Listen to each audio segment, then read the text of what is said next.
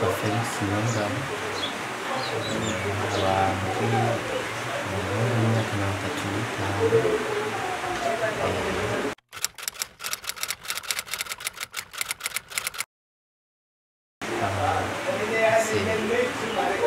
Ikibazo c'indwara ijanye na trouble de coagulation, ubusanzwe amaraso y'iwanje ntavura, urabona amaraso y'abandi bantu iyo akomeretse canke akagira ikibazo agatsi kakamera nk'agacika, uwo amaraso arikoagula ku buryo igikomere ciwe gishobora kugira gukira n'ingoga. Aho jewe amaraso y'iwanje aguma ameze nk'amazi, ku buryo iyo nkomeretse amaraso aca aguma ava. Umva no mu ngingo rero amaraso akaza aravira, dufata nk'iyo nagize urugendo canke nkikubita ku kintu canke crise ikaza uko nyene ku buryo busanzwe. Nico gituma ubona ngaha aye mu mavi, ngaha aye mu ntuze mu nkokora, hose vyagize ikibazo, akamugara kubera intuze amaraso aviriraniramo agaca avura, hama agaca hatuma haba deforme.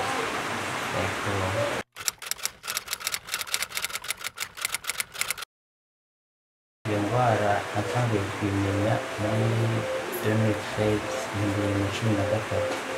hama ico gihe naragize ikibazo ndagira saignement mu nda, nari nagize urugendo rwo hantu rugiye gufata moto irangira kubera amasekurusi congera saignement mu nda muri muscle psoas, inda iciravyimba kubera amaraso yaciye avira mu nda. Hama bamaze kubimenya barandungitse kwivuza hanze, ndashobora kugenda mu Rwanda, ariko no mu Rwanda nta kintu bashoboye kumfasha. Naciye ngaruka kuva ico gihe ca ngira amakrize atandukanye, mfise ububabare budasanzwe, buri gihe cose nama mu bitaro. Jewe narize ndaheza na universite, nagize psychologie sociale, narakoze mu organisation atandukanye internationale et locale, ariko kubera iyo ngorane n'abafise akazi narahevye, niho vyashobora gukunda yuko mbandanya ku kazi kubera ubumuga. Amarticulation yarandya cane, hakaguma havyimba, hakaguma hashuha, kagira amakrize atandukanye, n'amaraso agakama, kuko iyo amaraso ariko araviriranira muri iyo ngingo, amaraso muri jewe arahera agaca agira kubera baviriye muri iyo ngingo. Hama bishobora ko barenda kuntera ayandi maraso. Rero muri iyi minsi kuva mu kwezi kwa kane, le 4 avril 2020, niho vyakomera rwose.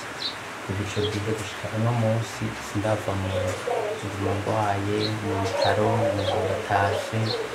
Kuva ico gihe imyaka 2 yose iraheze, ata n'agahenge k'imisi 2 ndonse.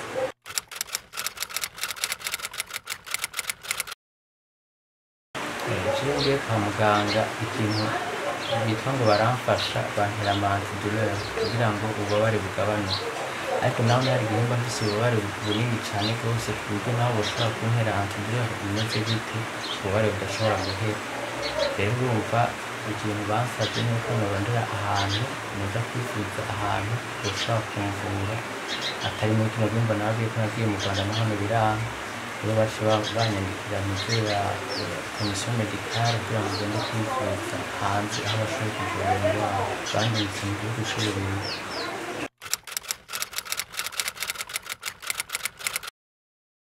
Nk'abantu bariko baranyumviriza, jewe nobasaba yuko bogira ikintu bamfashije kubera maze uburyo basavye mu buryo bwinshi cane, umuryango utoshobora kuronka kandi na jewe ntoshobora kuronka. Nababwiye yuko jewe bwa mbere ndi imfuvyi, nta bavyeyi mfise, ikindi nta kazi ngifise nkikora kubera kuva ntanguye kurwara akazi kaciye gahagarara. Hama ikindi n'umuryango, ubwo buryo ni bwinshi cane ko basavye 8,000 vy'amayero.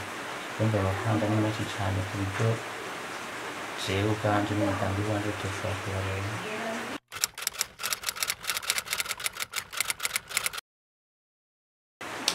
Jewe abo kwifuza kumfasha bokoresha, ndafise nimero de compte nkoresha yo muri Bankobu ya 063 221 20 tire 85 yanditse ku izina rya Niyongabo Felix canke ikokashi yanje ni 79 amajana 39 amajana 736 canke rimikashi amajana 69 amajana 36 ubusa 96.